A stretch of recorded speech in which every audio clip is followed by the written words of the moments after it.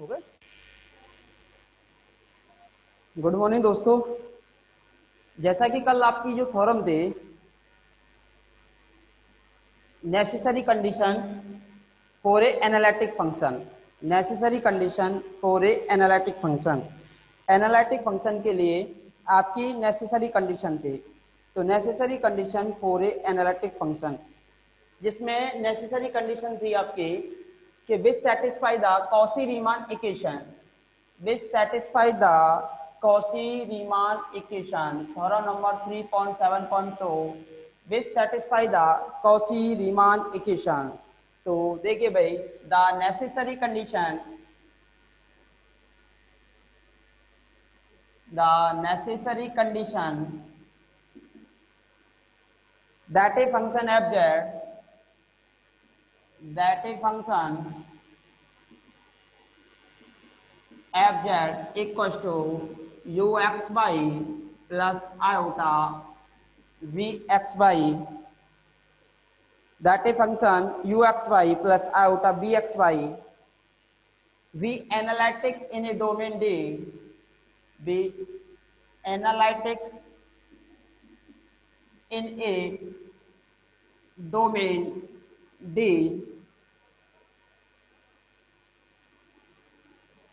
is that in D, is that in D u and b, u and b satisfy the Cauchy-Riemann equation, Cauchy-Riemann equations। Equation थी आपकी del u over del x equal to del v over del y and del u over del y equal to minus del v over del, which satisfy the Cauchy Riemann equation. तो कल हमने आपको analytic की definition बताई थी। कोई भी function आपका एनालिटिक होगा कब? Every function is analytic if and only if is differentiable at every point of on the domain D. किसी प्रांत डी पर या किसी डोमेन डी पर आपका फंक्शन एनालिटिक होगा कब? यदि डोमेन डी के एवरी एलिमेंट पर आपका फंक्शन डिफरेंशिएबल हो। अगर डोमेन के प्रत्येक एलिमेंट पर आपका फंक्शन डिफरेंशिएबल है तो डेफिनेटली आपका फंक्शन एनालिटिक होगा, अदरवाइज आपका फंक्शन एनालिटिक नहीं होगा। ये हम आपको बता चुके थे। अब हमारे पास नेसेसरी कंडीशन है और डिफरेंशिएबल की हमने आपको कंडीशन बताई थी। आपको कुछ याद आ रहा हो, कोई भी फंक्शन आपका डिफरेंशिएबल कब होगा? If it has unique and finite limit, if derivative of function has unique and finite limit। कहने का मीन क्या हुआ? चाहे आप x एक्सिस के अकॉर्डिंग चले जाइए, चाहे y एक्सिस के अकॉर्डिंग चले जाइए, चाहे किसी भी पथ का सिलेक्शन कर लीजिए, हमेशा लिमिट का जो मान है वो कैसा निकल के आएगा? सेम निकल के आएगा। चाहे आप x एक्सिस के अकॉर्डिंग जाइए, चाहे आप y एक्सिस के अकॉर्डिंग जाइए, चाहे किसी भी पथ का सिलेक्शन कीजिए, हमेशा लिमिट की जो वैल्यू है वो किसके इक्वल निकल के आएगी? 1 के इक्वल निकल के आएगी।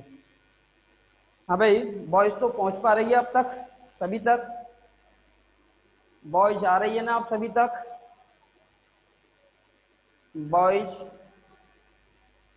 आ पा रही है ना सभी तक? तो देखिए, प्रूफ कॉची-रीमान इक्वेशन आपको याद भी होनी चाहिए। तो कॉची-रीमान इक्वेशन का प्रूफ, ये आपकी थ्योरम है 2003, 7, 13 एंड 14। सिलेबस में भी आपके नाम से दी हुई है। Since fz is analytic given fz is analytic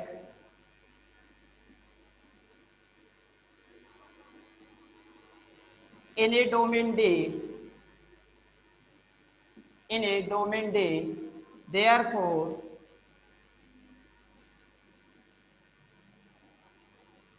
therefore derivative of fz, derivative of fz any point of D has unique limit। अगर आपका फंक्शन एनालिटिक है तो डेफिनेटली इसका जो डेरिवेटिव है वो यूनिक और फाइनाइट लिमिट रखेगा। तो their existence of unique limit, तो hence therefore every z belongs to D, every z belongs to D, therefore for every z belongs to D derivative of f dash z क्या होता है भाई, limit delta z tends to 0 F Z plus delta Z minus का F Z upon delta Z.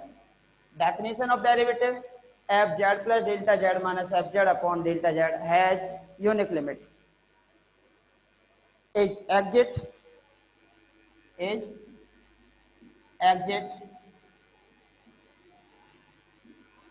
and has unique limit and have unique limit, unique limit if z plus delta z goes to point z along any path। अगर आपका ये जो point है z plus delta z goes to point z tends to z goes to z या tends to z tends to z along any path। अगर आपका z plus delta z जो point है वो आपका किसी भी पथ के अकॉर्डिंग चला जाए तो आपकी जो लिमिट है सेम निकल के आनी चाहिए। अगर लिमिट डिफरेंट निकल के आती है तो आपका फंक्शन डेरिवेटिव नहीं होता। बट आपका फंक्शन क्या दिया हुआ है, यहाँ पर डिफरेंशिएबल दिया हुआ है। जब आपका फंक्शन डिफरेंशिएबल दिया हुआ है तो डेफिनेटली इसकी जो लिमिट है वो क्या निकल के आएगी, यूनिक निकल के आएगी। चाहे तो आप एक्स एक्सिस के अकॉर्डिंग चले जाइए और चाहे आप वाई एक्सिस के अकॉर्डिंग चले जाइए। तो देखिए भाई, चाहे तो आप एक्स एक्सिस के अकॉर्डिंग चले जाइए और चाहे आप वाई एक्सिस के अकॉर्डिंग चले जाइए। तो इसमें हम क्या करेंगे, एक बार एक्स एक्सिस के अकॉर्डिंग जाएंगे और एक बार वाई एक्सिस के अकॉर्डिंग जाएंगे और दोनों जो डेरिवेटिव निकालेंगे दोनों डेरिवेटिव कैसे होने चाहिए, सेम, और दोनों डेरिवेटिव को हम इक्वल कर देंगे और कंपैरिजन करेंगे। और कंपैरिजन करने के बाद जो सॉल्यूशन निकल के आएगा भाई आपका क्या होगा भाई, कॉची रीमान इक्वेशन। वही इक्वेशन आपकी कैसी इक्वेशन होंगी, कॉची रीमान इक्वेशन। तो आप पथ का सिलेक्शन करेंगे, किसी भी पथ के अकॉर्डिंग चले जाइए। Now we take two case. Case number first, case first,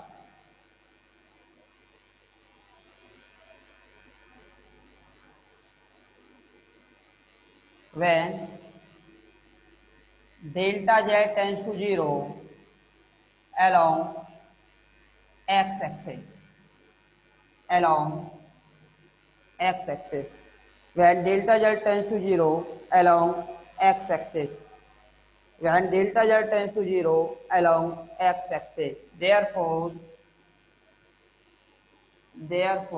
जब डेल्टा जेड आपका एक्स एक्सिस के अकॉर्डिंग जाएगा, हमने कल भी आपको बताया था, z equal to x plus iota y and delta Z equal to del x plus iota del y. If delta Z tends to 0 along x axis, in this case delta Y tends to 0, delta y तो आपका 0 हो जाएगा और delta Z equal to x. x axis, therefore delta z equals to del x and del y equal to zero, del y equal to zero. अब हमें इस limit की value निकालनी है दोनों केस में। अब इस लिमिट की वैल्यू आपको निकालनी है दोनों केस में। Therefore limit delta z tends to zero f, limit delta z tends to zero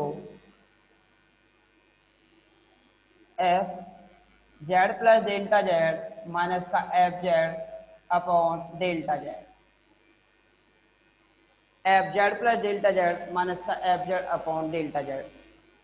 जब U F Z equal to था आपका U x Y iota B x Y. अब देखो जेड के स्थान पे आपने रिप्लेस किया Z plus delta Z, Z के स्थान पे रिप्लेस किया जेड प्लस डेल्टा जेड, तो delta Z equal to del x है, तो एक्स में कितना ऐड हो जाएगा, केवल डेल एक्स, और del y tends to zero है आपका, तो डेल वाई की वैल्यू कितनी हो जाएगी आपकी जीरो। तो डेल वाई की जो वैल्यू है वो जीरो हो जाएगी, केवल एक्स में आपका ऐड हो जाएगा एक्स। तो एफ जेड का आपका कितना यो X plus del X by as same plus iota we, X में भी ऐड हो जाएगा del X by as same minus F Z, value of F Z, value of F Z थी आपकी यू एक्स बाई प्लस का iota we x by upon में del Z, del Z equal to था आपका del x, और इस case में del Z tends to zero, तो limit del X also tends to zero, तो del X also tends to zero. यहां तक आपने लिख लिया होगा भाई, यहां तक लिख लिया होगा भाई, या तो स्क्रीनशॉट लीजिए। देखिए एक बार मैं फिर से बता देता हूं थोड़ा सा इसको। The necessary condition for a function f z uxy plus iota bxy be analytic in a domain D is that in D u and b satisfy the Cauchy-Riemann equations. That means del u over del x equals to del v over del y and del u over del y equals to minus del v over del x. ये दोनों Cauchy-Riemann equation होंगी, ये दोनों Cauchy-Riemann equation आपको satisfy भी करनी है और ये आपको याद भी होनी चाहिए, रिमेम्बर भी हो। Since given function is analytic in a domain D, therefore derivative of f z any point of D have unique limit. So derivative of f z in a domain D have unique limit for every z belongs to D. Definition of derivative f z equals to limit del z tends to zero, f z plus delta z minus f z upon delta z, f z plus delta z minus f z upon delta z is exact and have unique limit if z plus delta z tends to point z along any path। आप किसी भी पथ के according चले जाइए, हमेशा इसकी जो लिमिट है वो आपकी कैसे निकल के आएगी, सेम निकल के आएगी। फॉर दिस देखिए, now we take two cases, दो केस की आप बात कर रहे हो, तो केस नंबर फर्स्ट देखिए, केस नंबर फर्स्ट, जब delta z along x axis, delta z tends to zero, when delta z tends to zero along x axis, therefore delta z equals to del x, delta y tends to zero, तो केवल किस में change होगा, x में, y tends to zero, sorry del y tends to zero, तो z plus delta z, definition of derivative x के स्थान पे x plus delta x, y as a constant, y as a constant minus F Z, value of F Z थी आपकी you x y plus iota b x y, u x y plus iota b x Y upon में del x. दोनों term को separate कीजिए and solve कीजिए भाई। तो अभी तो हम केस फर्स्ट की बात कर रहे हैं along x axis, case number first along x axis,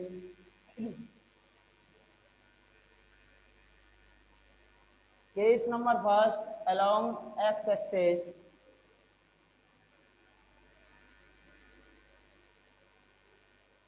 फिर इसके बाद केस नंबर सेकंड को डिस्कस करेंगे अलोंग वाई एक्सिस। देखिए सबसे पहले टर्मों को सेपरेट कीजिए, इक्वल टू आपका चल रहा है लिमिट, ये जो वैल्यू है वो आपकी हो जाएगी एफ डैश जेड के equal limit delta x tends to zero, first u वाली टर्मों को अलग कीजिए, u x plus delta x y minus u x Y upon delta x.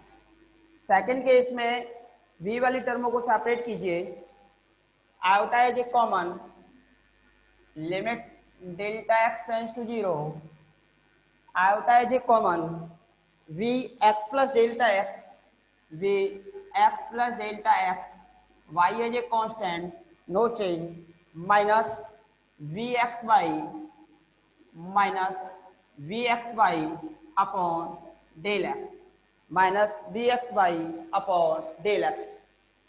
देखिए change in U with respect to variable X, change in the variable U with respect to the variable X only, not Y.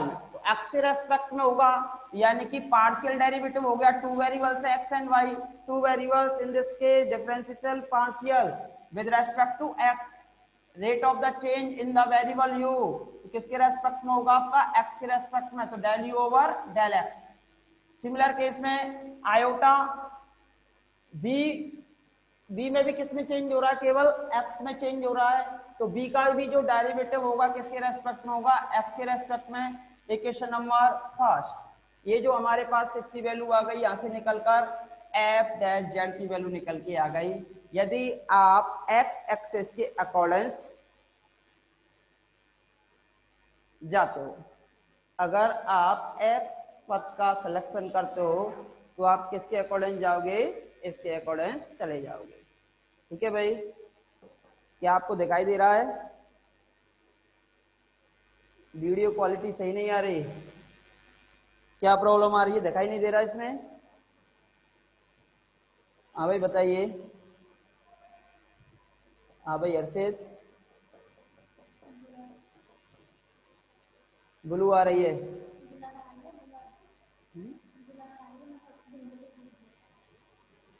Video clear नहीं है, ma'am कुछ सबसे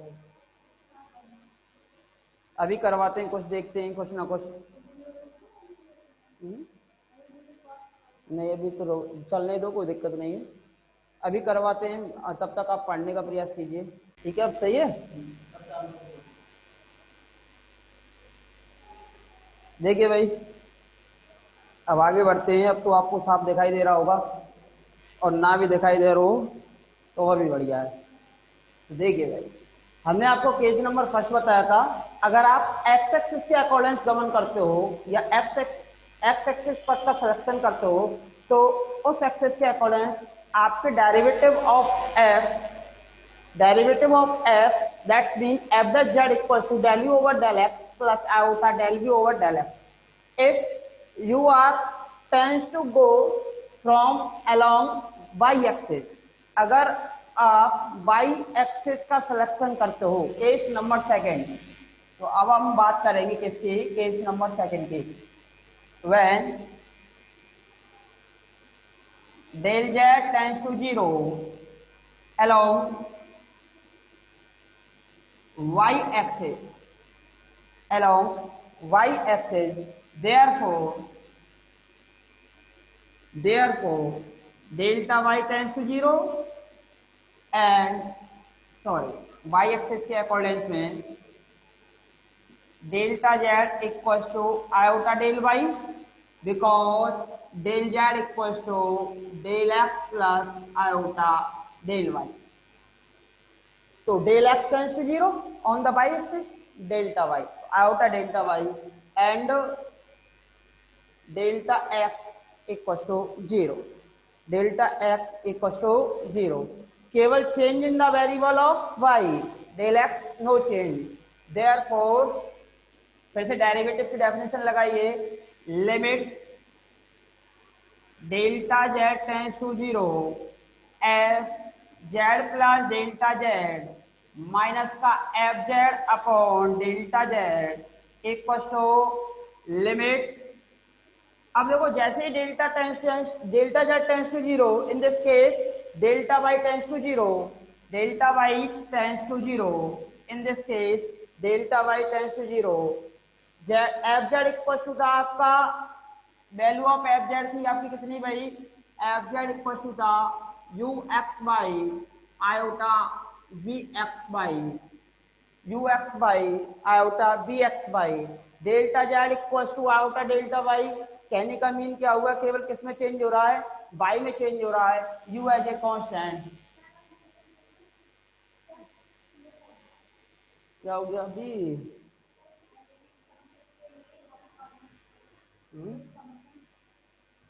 sir analytic function के लिए हर point पे function differential होना चाहिए क्या। हाँ भाई, एनालिटिक फंक्शन मतलब डोमेन की बात कर रहे हो ना आप। देखिए एनालिटिक की बात कर रहे हैं, अगर हम डोमेन की बात कर रहे हैं, डोमेन डोमेन के अगर प्रत्येक एलिमेंट पे आपका फंक्शन डिफरेंशिएबल है तो उस केस में आपका जो फंक्शन होगा वो कैसा हो जाएगा, एनालिटिक। कैसा हो जाएगा, एनालिटिक। अगर आपके एक भी पॉइंट पर आपका फंक्शन डिफरेंशिएबल नहीं है तो इस डोमेन पे आपका फंक्शन एनालिटिक नहीं होगा। और जिस पॉइंट पर फंक्शन आपका डिफरेंशिएबल नहीं होता उस वाले पॉइंट को आप कहते हो सिंगुलर पॉइंट। Singular point. फिर हमने आपको बताया कि अगर कोई भी फंक्शन आपका डिफरेंशिएबल है तो इसका मतलब क्या हुआ, उसकी लिमिट हमेशा यूनिक निकल के आएगी, उसके डेरिवेटिव की लिमिट हमेशा यूनिक निकल के आएगी। चाहे आप किसी भी पद का सिलेक्शन कर लो, चाहे आप किसी भी पद का सिलेक्शन कर लो, चाहे एक्स एक्सिस के अकॉर्डिंग चले जाइए चाहे वाई एक्सिस के अकॉर्डिंग चले जाइए, हमेशा वैल्यू कैसी आएगी, सेम आएगी। ठीक है भाई हर्षित, आगे बढ़ते हैं।